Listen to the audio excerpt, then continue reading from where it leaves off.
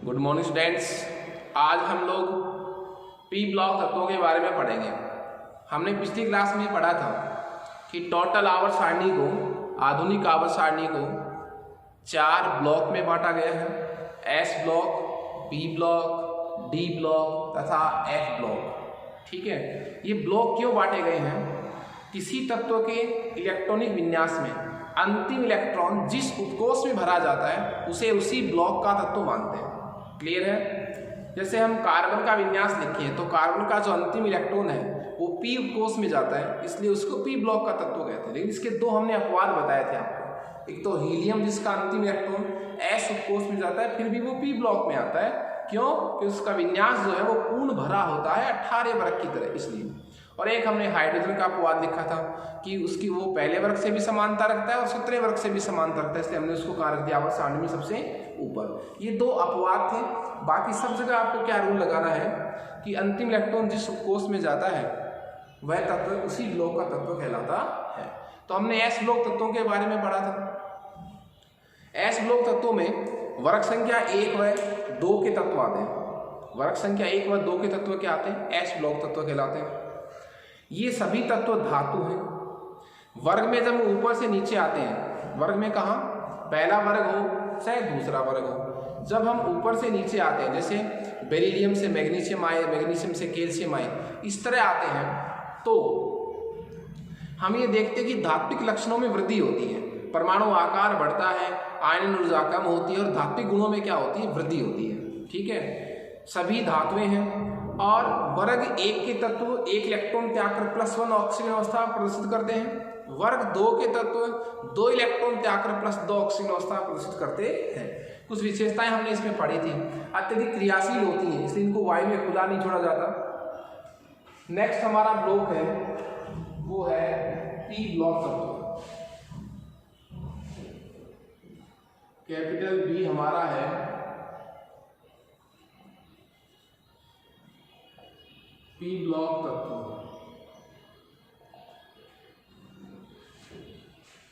देखिए, P block तत्वों में क्या है? अंतिम इलेक्ट्रॉन जो है, अंतिम इलेक्ट्रॉन वो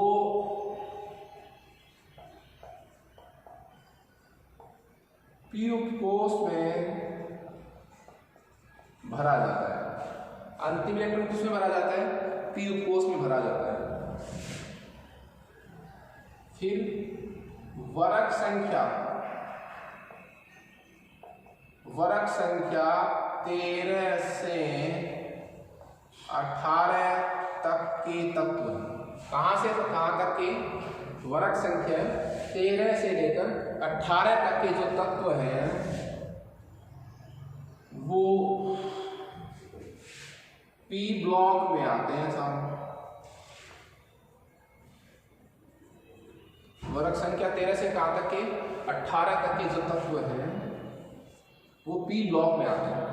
ठीक है, देखिए कुछ स्पेशल नाम भी इनके, जैसे वर्ग संख्या जो 16 है, वर्ग संख्या जो क्या है? 16। वर्ग संख्या 16 का एक नाम और भी है, इनको चैलकोजन कहते हैं साहब। चैलकोजन का मतलब क्या होता है? वे तत्व जो अयस्क बनाते हैं, अयस्क बनाने वाले। अयस्क क्या होता है? देखिए 2 शब्द होते हैं साहब, एक तो होता है खनिज और एक होता है अयस्क, मिनरल्स और ओर्स। खनिज का मतलब तो क्या है? वे पदार्थ जो खानों से निकाले जाते हैं। खानों से निकाले गए पदार्थ क्या कहलाएंगे? खनिज कहलाएंगे। अयस्क क्या होता है? वह खनिज, खानों से निकाला गया वह पदार्थ, मतलब वह खनिज जिससे हम धातु प्राप्त कर सकें आसानी से, कम खर्चे में, सुगमता से, तो उसी खनिज को हम क्या बोलने लग जाएंगे? अयस्क। जैसे सपोज कीजिए लोह धातु को हम प्राप्त करते हैं Fe2O3, हेमेटाइट। लोह धातु को कहां से प्राप्त करते हैं? हेमेटाइट से। हेमेटाइट भी खानों से निकाला जाता है, लेकिन इस Fe2O3 खनिज से हम Fe को प्राप्त करते हैं, तो इस खनिज का इसी खनिज को हम क्या बोलने लग जाएंगे? अयस्क। तो जितने भी अयस्क हैं वो खनिज तो हैं, क्योंकि वो भी खानों से निकाले गए हैं, लेकिन सारे खनिज अयस्क नहीं हो सकते। क्यों नहीं हो सकते? क्योंकि सभी खनिजों से हम धातु प्राप्त नहीं कर सकते। तो वह खनिज जिससे धातु प्राप्त की जा सकती है वो क्या कहलाता है? अयस्क कहलाता है। तो देखिए, जितने भी धातुओं के अयस्क हैं उनमें आपको लगभग वर्ग संख्या 16 का कोई ना कोई तत्व तो मिल ही जाएगा। देखिए, यहाँ पर ऑक्सीजन मिल गया, गैलेना जिससे लेड धातु प्राप्त की जाती है, सल्फर मिल गया, कॉपर पाइराइटीज में देखिए सल्फर मिल गया, जिंकाइट में देखिए ऑक्सीजन मिल गया, एल्यूमिना Al2O3 में देखिए ऑक्सीजन मिल गया। तो जितनी भी धातु है उनके अयस्कों में आपको वर्ग संख्या 16 का कोई ना कोई तत्व तो मिल ही जाता है। तो ये वो तत्व है जो क्या बनाते हैं? अयस्क बनाते हैं, अयस्क बनाने वाले। तो स्पेशल नाम क्या हो गया वर्ग 16 का? चेल्कोजन।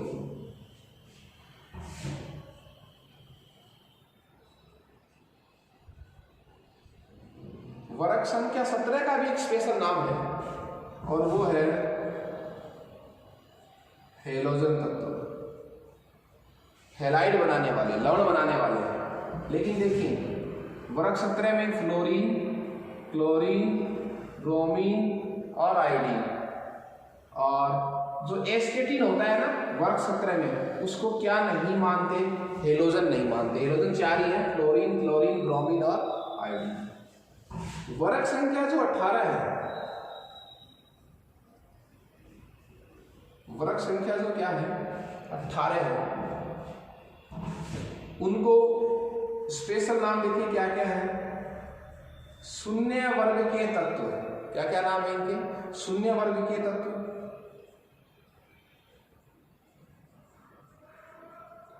उत्कृष्ट गैसें,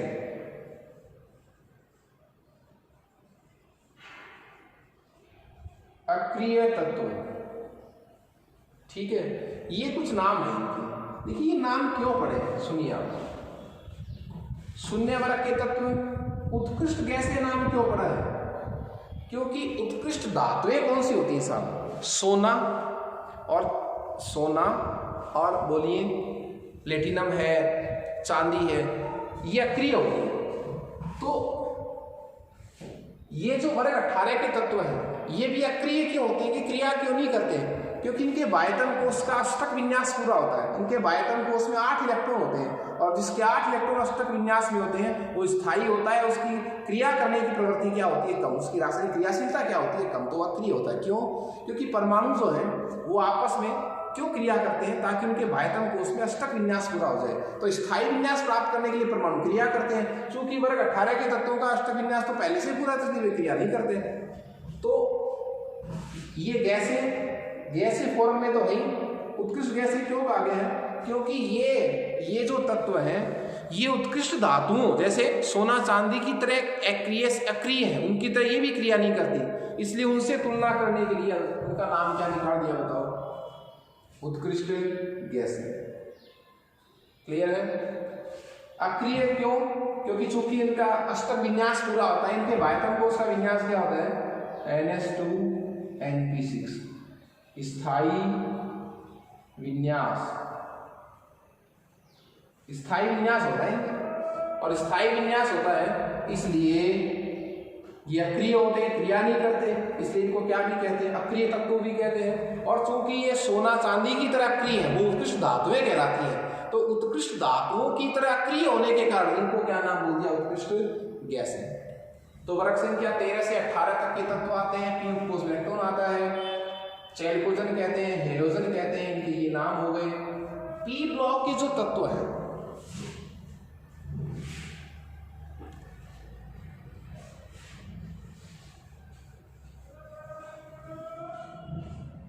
पी ब्लॉक के जो तत्व हैं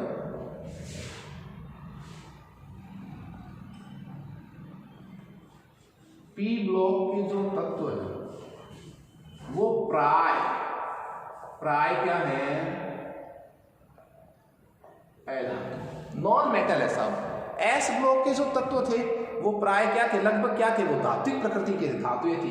पी ब्लॉक के तत्व लगभग क्या है? अधातु प्रकृति के हैं। लेकिन देखिए, वर्ग 13 से 18 तक अंतिम तत्व अंतिम तत्व कौन से हो गए? वर्ग संख्या 13 और वर्ग संख्या 18 का अंतिम तत्व कौन सा हो गया? वर्ग संख्या 13 का अंतिम तत्व बताओ क्या है? थेलियम। वर्ग संख्या 14 का लेड, 15 का बिस्मिथ, 16 का पोलोनियम, 17 का एस्टेटिन, 18 का जिनॉन या रेडॉन, और ये क्या है? रेडियोएक्टिव है। तो देखिए प्रत्येक वर्ग का अंतिम तत्व thallium, lead, plumbum, bismuth, polonium, astatine, ये जो तत्व है इनका परमाणु आकार क्या होता है? इतना अधिक होता है, इनकी आयनन ऊर्जा इतनी कम हो जाती है कि इलेक्ट्रॉन त्यागने की प्रवृत्ति इनकी ज्यादा हो जाती है। तो जो अंतिम तत्व है वो किसकी तरह बिहेव करते हैं? धातुओं की तरह। तो कैसी प्रकृति प्रदर्शित करेंगे? धात्विक प्रकृति। समझ रहे हैं आप मेरी बात? देखिए एस ब्लॉक और कौन सा block? P block. S block और पी ब्लॉक दोनों को मिलाकर नाम होता है एक, इनको मुख्य वर्ग के तत्व कहते हैं। एक नाम और भी है इनको प्रतिनिधि तत्व, इनको प्रतिनिधि तत्व भी कहते हैं और मुख्य वर्ग के तत्व भी कहते हैं। किनको? एस ब्लॉक और पी ब्लॉक को मिलाकर। तो ये सामान्य परिचय था हमारा पी ब्लॉक तत्वों के बारे में। नेक्स्ट हमारा ब्लॉक रहेगा डी ब्लॉक।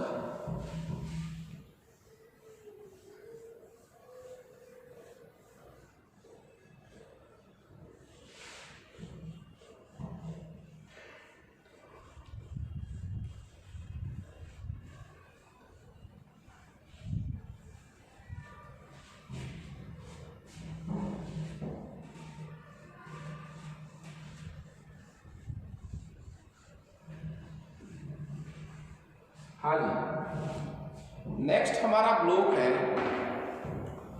और वो है डी ब्लॉक तत्व।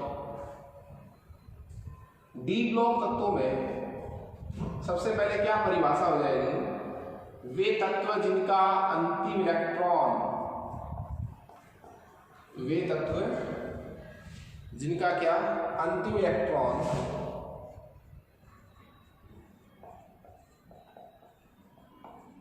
डी कोश में भरा जाता है। वे तत्व जिनके वायतन कोश का अंतिम इलेक्ट्रॉन किस में भरा जाता है? बोलिए, डी कोश में भरा जाता है। दूसरी बात, अब देखिए डी उपकोष तो डी होगा, लेकिन पता है इसकी नेचर क्या होगी? ये होगा n-1d। इसको मतलब मैं आपको समझाऊंगा थोड़ी देर बाद। अंतिम इलेक्ट्रॉन किस में जाएगा? डी कोश में। चलो अभी अपन डिस्कस कर लेते हैं। सपोज कीजिए आप विन्यास लिखिए स्कैंडियम का, परमाणु क्रमांक 21। मैं आपको ये बताना चाह रहा हूँ कि डी ब्लॉक तत्वों में जो अंतिम इलेक्ट्रॉन आता है वो डी कोश में तो आता है, ये तो पक्का है, लेकिन डी कैसा होता है? n से एक कम, बाह्य कोश से एक पहले वाले कोश का डी होता है। बाह्यतम कोश का डी उपकोष नहीं होता, बाह्यतम से एक कोश पहले का क्या होता है? डी उपकोष। तो देखिए स्कैंडियम परमाणु क्रमांक 21, स्कैंडियम परमाणु क्रमांक 21, ठीक है। 21 का विन्यास लिखें 1s2 2s2 2p6 3s2 3p6 1s2 2s2 2p6 3s2 3p6। अब देखिए 3p के बाद इलेक्ट्रॉन आता है 4s2 और फिर आता है 3d1। तो आप देखिए अंतिम इलेक्ट्रॉन किस में आ रहा है? डी में। ये तो बात सही है कि जब स्कैंडियम का इलेक्ट्रॉनिक विन्यास लिखते हैं तो अंतिम इलेक्ट्रॉन आता तो किस में, 3d में, यहाँ तक कोई दिक्कत नहीं है। अब डी कोष में तो आ रहा है, इसीलिए तो ये कौन से ब्लॉक का तत्व है, डी ब्लॉक का तत्व है। लेकिन डी जो है वो कैसा है, कौन से कोष का डी है, तीसरे का। जबकि इलेक्ट्रॉन कहाँ जाकर आ गए, अभी तक देखो इलेक्ट्रॉन चौथे में जा चुके, इलेक्ट्रॉन चौथे में जा चुके और अब किस में भरे जा रहे हैं, 3 के डी में। इसका मतलब डी कौन सा होगा, बाह्यतम कोष से एक पहले का। तो क्या एग्जिट परिभाषा क्या होगी, वे तत्व जिनके बाह्यतम कोष का अंतिम इलेक्ट्रॉन n-1 डी कोष में भरा जाता है वो क्या कहलाते हैं, डी ब्लॉक के तत्व कहलाते हैं। कि साहब डी कोष में भरा तो जाता है पर डी कैसा होता है, एक कोष पहले का डी होता है, ठीक है, 4d नहीं होता। इसके बाद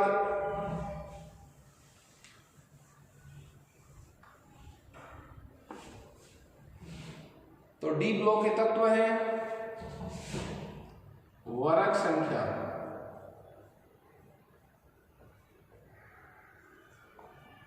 3 से 12 तक के तत्व, वर्ग संख्या 3 से 12 तक के तत्व इसमें शामिल है, 3 से लेकर 12 तक के तत्व, ठीक है। इसकी 4 श्रेणियां हैं। देखिए डी ब्लॉक तत्वों का एक नाम होता है साहब, इन्हें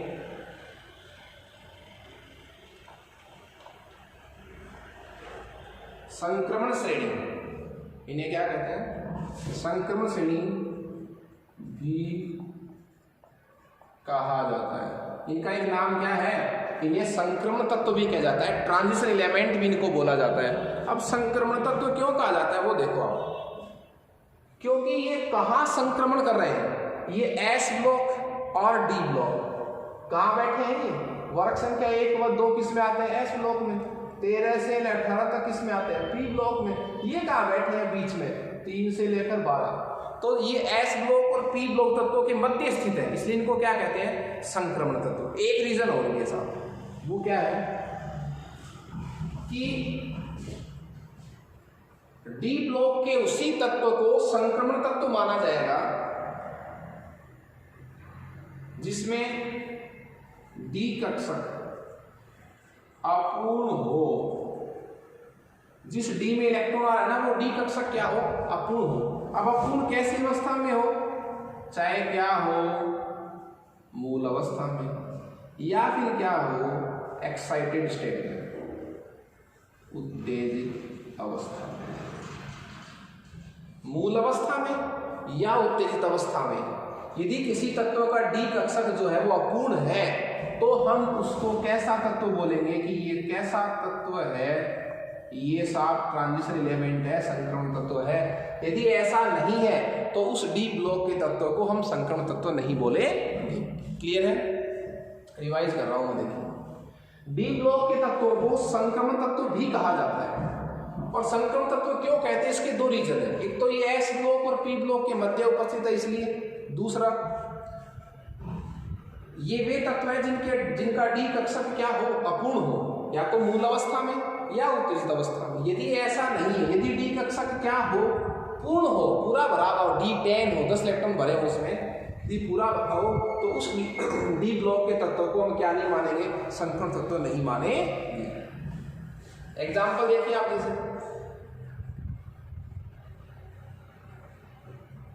एग्जाम्पल क्या है, जिंक परमाणु क्रमांक 30, वर्ग संख्या किसमें आता है, 12 में, ठीक है। इसका विन्यास होता है 3d10 4s2, यही विन्यास होता है इसका। डी कोष पूरा भरा हुआ है ना, इसलिए जिंक डी ब्लॉक का तत्व तो है। क्यों है डी ब्लॉक का तत्व, क्योंकि अंतिम इलेक्ट्रॉन किस में आता है, डी में आता है, परंतु डी पूरा भरा हुआ है इसलिए इसको क्या नहीं मानेंगे, संक्रमण तत्व नहीं मानेंगे। जिंक कैडमियम परमाणु क्रमांक 48, वर्ग संख्या 12 में आता है, विन्यास होता है 4d10 5s2। देखिए डी कोष में आ रहा है अंतिम इलेक्ट्रॉन, इसलिए डी ब्लॉक का तत्व तो है पर ये संक्रमण तत्व नहीं है। क्यों नहीं है, क्योंकि डी क्या है, पूरा भरा हुआ है। तो यदि डी पूरा भरा हुआ है तो हम उसे डी ब्लॉक का तत्व तो मानेंगे पर क्या नहीं मानेंगे, संक्रमण तत्व उसको नहीं बोलेंगे। जिंक, कैडमियम और मरकरी। परमाणु क्रमांक 80। वर्ग संख्या 12 में आता है। विन्यास हो जाएगा 5d10 6। तो ये 3 तत्व जो कहाँ बैठे हैं, वर्ग संख्या 12 में। वर्ग संख्या 12 में ये 3 तत्व बैठे हैं, जिंक, कैडमियम और मरकरी। ये डी ब्लॉक के तत्व होते हुए भी संक्रमण तत्वों की श्रेणी में नहीं आते। बहुत अच्छा प्रश्न है, 11th-12th बोर्ड में बहुत बार आया, 11th में बहुत बार आया, कंप्यूटर में बहुत बार पूछा गया है कि जिंक, कैडमियम और मरकरी डी ब्लॉक के तत्व होते हुए भी संक्रमण तत्वों की श्रेणी में क्यों नहीं आते? क्योंकि इनका डी उपकोष जो है वो गुण भरा रहता है, चाहे मूल अवस्था और चाहे उत्तेजित अवस्था हो। क्लियर है? देखिए, डी ब्लॉक के जो तत्व है वो सभी कैसी प्रकृति की हैं? धातु प्रकृति की। सभी कैसी प्रकृति के साहब? धात्विक प्रकृति के हैं। कौन? डी ब्लॉक वाले तत्व। जो डी ब्लॉक वाले तत्व हैं इनके बायोटम को शायद अपन इलेक्ट्रॉनिक विन्यास लिखे, सामान्य इलेक्ट्रॉनिक विन्यास अपने लिखे, तो क्या इनका सामान्य इलेक्ट्रॉनिक विन्यास N-1D 1 से 10 और NS 0 से 2। N-1D 1 से 10 और बोलिए NS 0 से 2। मतलब किसी भी डी इलेक्ट्रॉन का विन्यास लिखेंगे डी ब्लॉक के तत्व का, तो डी तो होगा N से कम का और NS 0 से 1-2 इलेक्ट्रॉन आ सकती है। आयतन कोश का सामान्य इलेक्ट्रॉनिक विन्यास है टोटल डी ब्लॉक के लिए। ठीक है, जैसे यदि N की वैल्यू में क्या लिखूं? 3, 4 लिखूं तो 4s ये कितना हो जाएगा? 3। तो D में तो 1 से 10 तक इलेक्ट्रॉन आएंगे, S में 0 से कितने तक आ सकते हैं? 2 तक। क्लियर है? देखिए, डी ब्लॉक तत्वों की 4 श्रेणी है साहब। 3D श्रेणी जिसको मैं प्रथम संक्रमण श्रेणी कहता हूं, स्कैंडियम से लेकर के जिंक तक। स्कैंडियम से लेकर कहां तक के? जिंक तक। परमाणु क्रमांक 21 से लेकर 30 तक। 21 से कहां तक? 30 तक। प्रथम संक्रमण श्रेणी जिसको मैं 3D श्रेणी भी कह सकता हूं, क्योंकि उसमें अंतिम इलेक्ट्रॉन कहां आएगा? 3D में आएगा। दूसरा 4D श्रेणी। इट्रियम परमाणु क्रमांक 39 से लेकर कैडमियम परमाणु क्रमांक 48 तक। द्वितीय संक्रमण श्रेणी जिसको मैं 4D श्रेणी भी कहूंगा, अंतिम इलेक्ट्रॉन 4D में आएगा। 5D।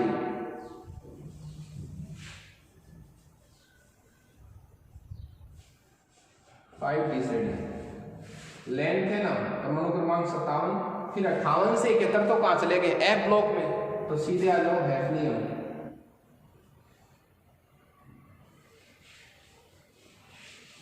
हैफनियम परमाणु क्रमांक 72 से मरकरी परमाणु क्रमांक 80 तक। ये 5D श्रेणी, ये तृतीय संक्रमण श्रेणी। और फिर आ जाएगा 6D जो अपूर्ण है। 6D श्रेणी जिसको मैं चतुर्थ संक्रमण श्रेणी भी कहूंगा, अपूर्ण है अभी तक। वो आएगा एक्टिनियम परमाणु क्रमांक 89 से शुरू है, फिर 90 से 103 कहां चले गए? नीचे F ब्लॉक में, तो 104 से शुरू है। रूफनियम 104 से और UUV 112। ठीक है, तो ये 4 संक्रमण श्रेणी है, प्रथम, द्वितीय, तृतीय और चतुर्थ संक्रमण श्रेणी कहते हैं। तो ये सामान्य परिचय था डी ब्लॉक तत्वों के बारे में। अब हम पढ़ेंगे सामान्य परिचय F उपकोष के बारे में, F ब्लॉक तत्वों के बारे में। देखिए, डी ब्लॉक तत्वों का हमने सामान्य नाम क्या निकाला था? डी ब्लॉक तत्वों का सामान्य नाम हमने निकाला था संक्रमण तत्व, और F ब्लॉक तत्वों का सामान्य नाम क्या हो जाएगा?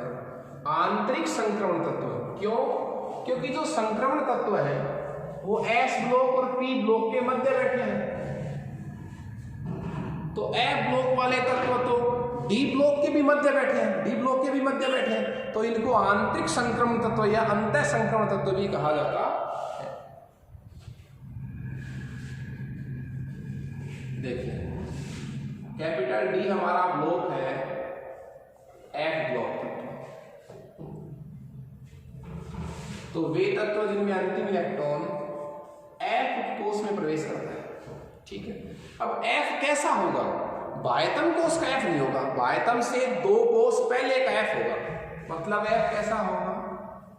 n-2f। समझ रहे हैं मेरी बात आप? अंतिम इलेक्ट्रॉन एफ कोष में तो भरा जाएगा, पर एफ कैसा होगा? एफ होगा बाह्यतम से 2 कोष पहले का n-2f।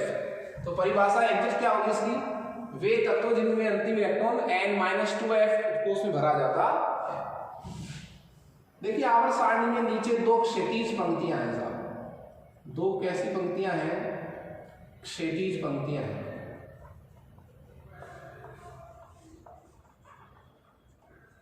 जो क्या है? क्षैतिज पंक्तियां हैं, जिनको मैं प्रथम तो क्या है उसमें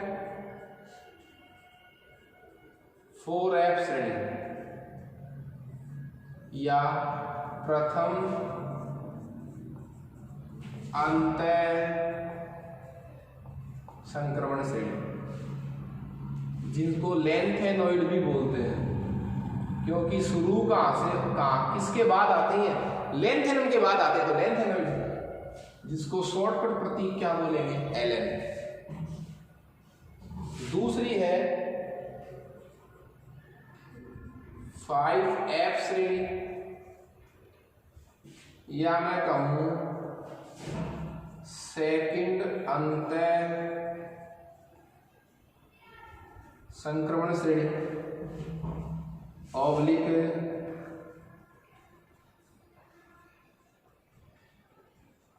एक्टिनॉइड श्रेणी ऑब्लिक AN। तो 4f श्रेणी, प्रथम अंतः संक्रमण श्रेणी या लैंथेनॉइड श्रेणी। देखिए ये तो है सीरियम परमाणु क्रमांक 58 से ल्यूटीशियम परमाणु क्रमांक 71 तक। ये तो प्रथम अंतः संक्रमण श्रेणी है, जो सीरियम 58 नंबर से शुरू होकर ल्यूटीशियम 71 तक है साहब। और ये है द्वितीय, जो थोरियम परमाणु क्रमांक 90 से लॉरेंशियम परमाणु क्रमांक 104 तक। ठीक है, ये 2 अंतः संक्रमण श्रेणी है। इनको अंतः संक्रमण श्रेणी क्यों कहते हैं वो देखिए, क्योंकि ये संक्रमण तत्वों के भी मध्य बैठे हैं। कैसे? देखिए 58 से 71 आपने पढ़ा है, लैंथेनम परमाणु क्रमांक 57, फिर सीधा क्या आता है आवर्त सारणी में? हैफनियम परमाणु क्रमांक 72, टेंटेलम परमाणु क्रमांक 73, टंगस्टन परमाणु क्रमांक, ऐसे लिखा होता है आवर्त सारणी में। तो देखिए ये कहाँ चले गए? 58 से लेकर 71 तक। ये 58 से लेकर 71 तक तत्व कहाँ बैठे हैं? एफ ब्लॉक में बैठे हैं। तो एक्चुअली ये आवर्त सारणी के नीचे तो रखे गए हैं, लेकिन इनका नंबर कहाँ है? इनका नंबर तो यहाँ है, इनका नंबर कहाँ है? यहाँ। और ये कौन है? ये है डी ब्लॉक के तत्व, जिनको मैंने क्या बोला था? संक्रमण तत्व। समझ रहे मेरी बात आप? 58 से लेकर 71 तक ये लैंथेनॉइड है, इनका नंबर कहाँ है? यहाँ। डी ब्लॉक का तत्व लैंथेनम, लैंथेनम के बाद सीधा आता है हैफनियम। लेकिन ये 58 से लेकर 71 तक इनका नंबर तो यहाँ है, लेकिन इनको रखा गया आवर्त सारणी में नीचे, तो इनकी पोजीशन तो कहाँ है? यहाँ। इसका मतलब ये संक्रमण तत्वों के भी मध्य बैठे हैं, इसलिए इनको नाम क्या निकाल दिया? अंतः संक्रमण श्रेणी। सभी तत्व जो है वो दात्विक प्रकृति के हैं। सभी तत्व कैसी प्रकृति के हैं? दात्विक प्रकृति के हैं। और कुछ तत्व दुर्लभ भी हैं, दात्विक प्रकृति के हैं। इनमें कुछ तत्व रेडिएटिव प्रकार के हैं, जिनका अध्ययन बहुत कठिन होता है, क्योंकि उनसे हर समय जो है वो विकिरण का उत्सर्जन होता रहता है। तो ये 4 ब्लॉक थे जिनको हमने पढ़ा है, S block, P block, D block और एफ ब्लॉक। ठीक है, इनके कुछ स्पेशल नाम, इनकी कुछ विशेषताएं हमने इसमें पढ़ी है। ओके, नेक्स्ट क्लास में हम परमाणु के गुणधर्मों में आवर्तिता को समझेंगे। देखिए टॉपिक का मतलब क्या है? परमाणु के भौतिक गुण और परमाणु के रासायनिक गुण, किस प्रकार उनके वैल्यू बदलती है, कैसे जब हम वर्ग में ऊपर से नीचे आते हैं, आवर्त में बाएं से दाएं जाते हैं। तो हमारा टॉपिक क्या होगा? परमाणु के गुण धर्मों में आवर्तिता। कि परमाणु के गुणधर्म जो है वो चाहे भौतिक गुणधर्म हो चाहे रासायनिक गुणधर्म हो वो वर्ग तथा आवर्त में किस प्रकार परिवर्तित होते हैं। Okay, thank you students.